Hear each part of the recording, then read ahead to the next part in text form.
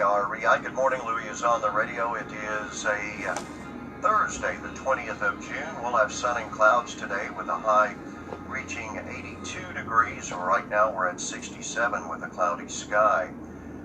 Tom Burcham joins us this morning, one half of both sides of the story. Good morning. In terms of age and quality, I'm afraid we're stuck with today. So, well, Al is not with us today, but we'll try to muddle through this as best we can. I'm sorry that Al's not here today. I told you when we, just a minute ago before we got on the air, I don't know how many years we've been doing this program. What did we decide, 6 or 7 years, maybe something like that.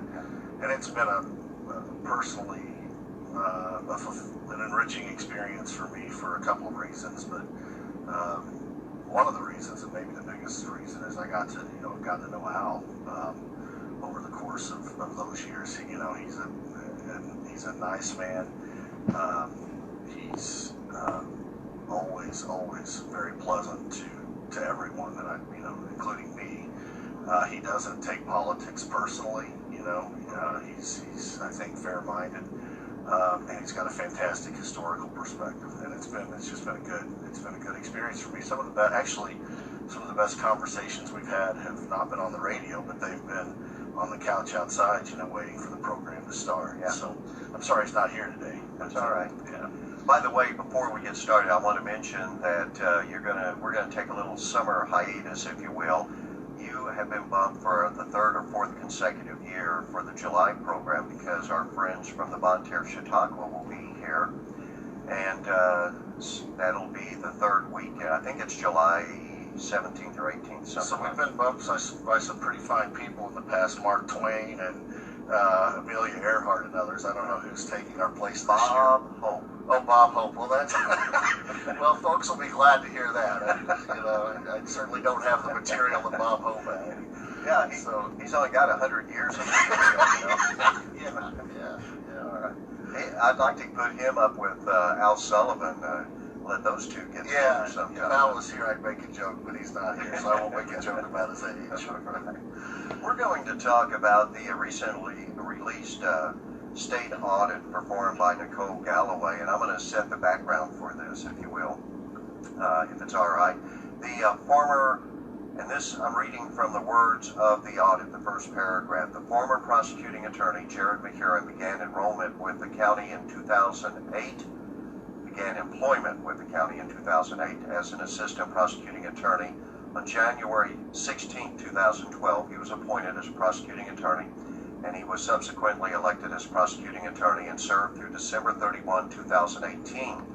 In July 2018, the state auditor's office received complaints through its whistleblower hotline alleging fiscal mismanagement within the St. Francis County Prosecuting Attorney's Office. The SAO, the state auditor's office, started an audit in September of 2018 after authorization by the St. Francis County Commission. Now, there were findings of bonuses, payroll records, policies, disbursements, accounting controls, procedures, and electronic data security. And in all fairness, I need to mention for those not familiar with me that I am the St. Francis County Auditor, so I was heavily involved in this after receiving the initial letter from Nicole Galloway, and we assisted, I should say, assisted the two state auditors from September through the middle of May, and in completing this program. Yeah, you were involved in providing information. Providing the information. Right. And some of the things that were audited, or maybe everything that was audited by Galloway's office were things that had not been audited by you, at least while you were in office. Not while I was in office. In fact, it went back, it was only supposed to be a 5-year audit, Tom, but because we had retained records going back to 2012, they extended the audit for another year. So in essence, there were, I guess, 5 different county auditors that had their imprint on those 6 years. Right. And I will also kind of point out before we even start on this isn't really a partisan issue. Nicole Galloway is a Democrat. Jerrod Mahurin was a Democrat. The county commission, which had some participation in the, approving the audit and then responding to it, or two Republicans and a Democrat. And you know, issues like this anyway, the expenditure of public funds, whether it's properly accounted or properly done, you know, it's not a partisan issue anyway. You know, people, that's, you know, it's unallowable by folks, whether you're a Democrat or Republican, obviously. Sure. So, yeah, the findings to me, you know, some of these things, inadequate passwords on computers, I mean, that may have some significance to auditors, but it's not real. It's not going to set people's blood boiling, you know, out on the street. So there's some things like that about segregation of funds and who's approving, you know, how many people are approving, who's approving a different expenditure, what supporting documentation is provided for an expenditure. And so there's, you know, for anybody that's ever gone through any accounting, it's not the most exciting reading at times. But there are a few things in here that are, you know, I think important. And I'll try, Al's not here, I'll do my best to provide some balance to the to what was found. But the first thing, and probably the thing that got the most publicity or talk on the street before the audit took place, were bonuses being paid by the prosecuting attorney to secretaries and an office manager. And it's not, as you know, under state law, you just can't, out of a county office, willy-nilly pay bonuses. And so the auditor found that those were contrary to state law. Jerrod Mahurin's response, and that's an important thing. You know, paying bonuses at year end is one thing in the private sector, but it's a completely different thing in the public sector. It's generally not allowed. Jerrod Mahurin properly pointed out that those bonuses were approved by the county commission, and he's right about that. But that does not excuse the fact that the expenditures were illegal. It also does not. I've always had an issue with this. The prosecuting attorney by law is the attorney for the county, including the county commission, unless the county commission wants to go elsewhere. And so I've always thought that was a conflict of interest in many instances, because you have the prosecuting attorney advising the county commission about issues that relates to the prosecuting attorney's own office, and that's never made any sense to me. And that, plus what the prosecuting attorneys, most of the attorneys in that office, practice and have always practiced in their careers primarily criminal law, and they're fine attorneys, but they don't have a wide breadth of knowledge in the civil arena where you're spending most of your time advising the county. It's just never made sense from a conflict of interest standpoint or a competency standpoint. But in any event, the response was that the county commission had approved those bonuses, even though they were illegal. The other finding. Let me interject. Sure. Okay. Our office, the county auditor's office, we cited statute. We took let me explain this. Once the audit has been completed, then the state auditors will sit down with responding parties, which was Mr. Mahurin and Melissa Gilliam, the current prosecuting attorney, the three commissioners, and also with the auditor's office. And so they present their findings, the initial draft, and we have a chance then to respond, and then they take that information, then they make a response and recommendation, the state auditor does, okay? So after the draft came out, we sat down with the two state auditors, Pamela Allison and James Kirshen, I believe was his name, and discussed this, and we cited state statute. I cited state statute that says because of the funding that the prosecutor has, that it can be used for a variety of reasons, including, quote, salary supplements. Now, I defined salary supplement through, I think it was, is it Black's Law Dictionary? Black's Law. Yeah. And I don't know if anybody ever uses that anymore. It used to be in book form. I haven't seen a book form in years. But It's about, you could get it on the internet. It's about 1,200 pages. Right, yeah. Okay, all right. And so that's what I cited. The Social Security, the state auditor came back and cited a ruling, I believe, from an Attorney General 1955, citing that it was indeed defined as a bonus, that extra money was defined as a bonus. And then I believe the former prosecutor came back and said, but that was also approved then by the previous prosecuting attorney and possibly previous to that, prior to that. Nonetheless, it stands as read that it was defined as a bonus. Yeah. That was the final the conclusion of the state audit. Yes. And I don't, it's. I will tell you, I have one issue with dragging in the previous prosecutors. Number one, as you said, the paperwork isn't there to prove or disprove what the previous prosecutors did. The second thing is the prosecutor before Jerrod Mahurin was Wendy Horn, and no one, I've been dealing with her in the courthouse since she became the prosecutor in the early 2000s, and no one questions her integrity. She is always, I can tell you from years of dealing with her, she always tries to do the right thing.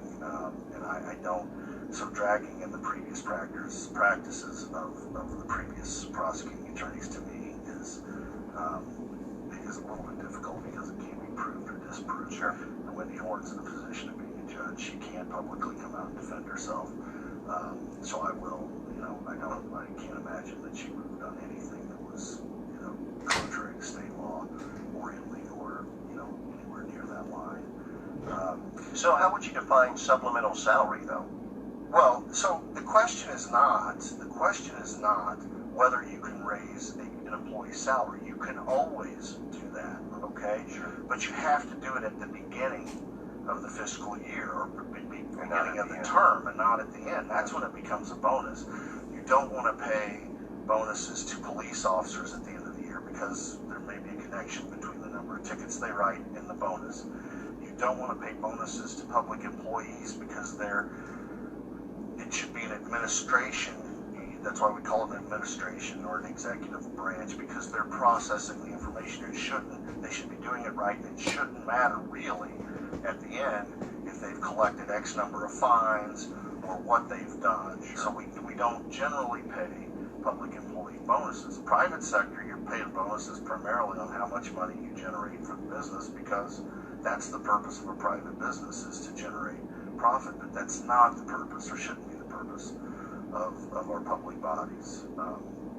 So bonuses are generally discouraged in the public sector. It's a question of if you approve it at the beginning of someone's term, well then it's okay. But if you approve it in the middle or at the end, then it's not. Another thing that was found by the auditor was that some of the reimbursements for the employees in the office were not, I'm using the words prudent or necessary use of public funds, to reimburse employees for things that aren't necessary. The use of public funds are obviously troubling. There was a long discussion of meal reimbursements in the audit. That's easy. I mean, I travel a lot. I turn in lots of meal and hotel reimbursements, and it's pretty easy to spot what's legitimate and what's not. And the attorney, the state auditor listed a number of meals, at $100 or more. For one person, that's a lot. That's a whole lot. And some of the meals were reimbursed when there were other meals provided as part of the seminar or whatever were being attended. There were a few unnecessary hotel room stays that were found. Now, the things I'm reciting here are the things that get people's blood sort of flowing, and I don't, I'm always hesitant to be too critical of other folks. I don't mind being critical of policies, I don't mind being critical of ideas, because that's part of what politics is. But I don't want to be, I always hesitate to be critical of people because we all make mistakes. The question is whether you make them over and over and over, or whether they're intentional. Folks can look at this report and judge for themselves, whether a $119 meal is intentional. People can make that judgment for themselves. Yeah. By the way, I think it's listed here, exceeded the county mills limit by $2,621. And again, a reminder that's over a 6-year period. Yeah, right. And you know, but like I said, meals are easy. I put in reimbursement. I mean, I travel a lot. I reimburse for everything when I travel, and those things are easy to spot. I mean, that's, you know, it's not a question of whether this number was accidentally put in the wrong column. You know, somebody intentionally asks for reimbursement for, you know, $120 meal. That's what it is. And I think that's why the auditor went through it in some detail with respect to the meal reimbursement. Sure. Tom Burcham is our guest, by the way, this morning. Yeah.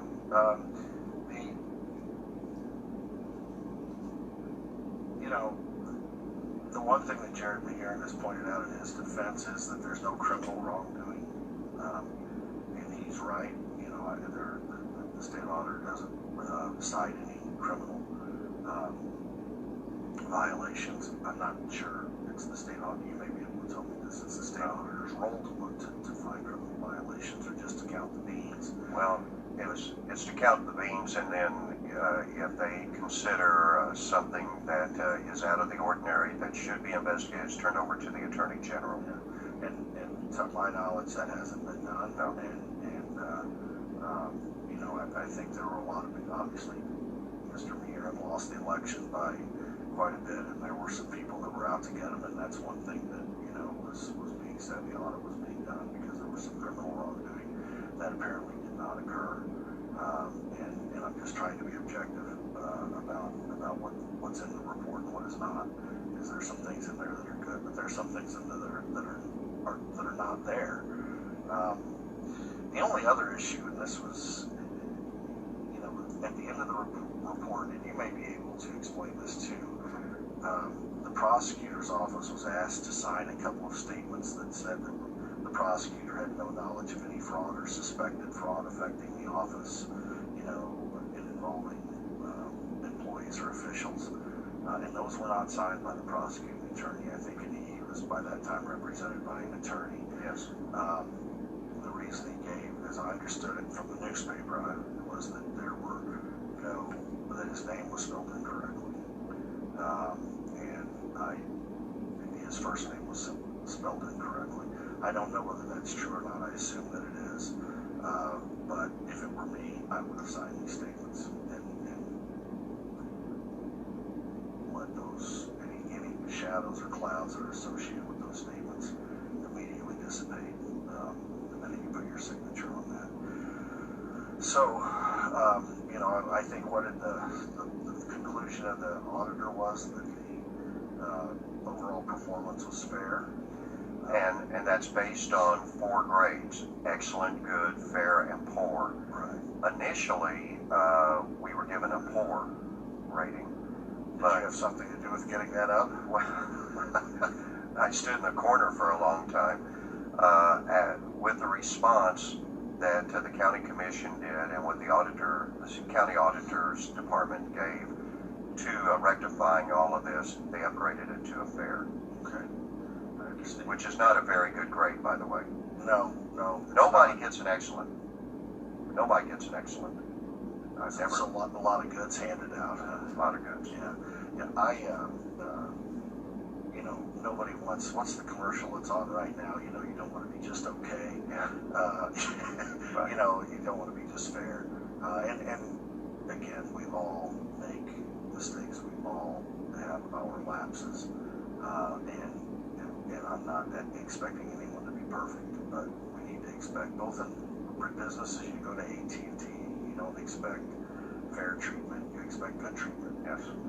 You know, you go into plumber's hardware, you get good treatment, you don't get, you know what I'm saying? I mean, and we should expect the same out of our public officials. I will say this, Melissa Gilliam won the election in what was a landslide. By any definition, it was a landslide. And whether you're a supporter of Jerrod Mahurin or a supporter of Melissa Gilliam, that's how we should bring accountability to our public officials. Is to if we don't think as broadly speaking, we don't think as the electorate they're doing a good job, we need to get them out of office. And that's what happened in that election, and it happened in other elections, and it is happening in more elections, especially local elections. But it's the problem we've got in Washington, D.C., or the Senate, where let's say the federal government's terrible. It's a terrible organization. I mean, it's a terrible bureaucracy. It doesn't work. Nothing happens in the legislature. The executive branch, the bureaucracies are a disaster. Medicare, Social Security. I mean, it's all being done very poorly, and we hardly ever elect anybody out of office up there. And we elect some senators out. We kick some senators out every election. But the House of Representatives hardly ever changes. The only time it changes is when somebody dies or decides that they've been up there long enough they can collect their pension. And when you don't have accountability, like we saw in this election, when you don't have accountability, you get bad results. You get a bad organization. You know what Black Monday is? When it's the Monday after the last day of the NFL season, when invariably about a third of the NFL coaches get fired because they didn't win enough jobs. I mean, that's accountability. That's razor's edge accountability. Sure. And we don't get that in government. You don't, unless you get some accountability at the ballot box, you don't get better results. And the bureaucrats down the line from these people, unless the people at the top are being pushed to be better, they're not pushing the people below them. And you end up with a bureaucracy that's not responsive to anybody.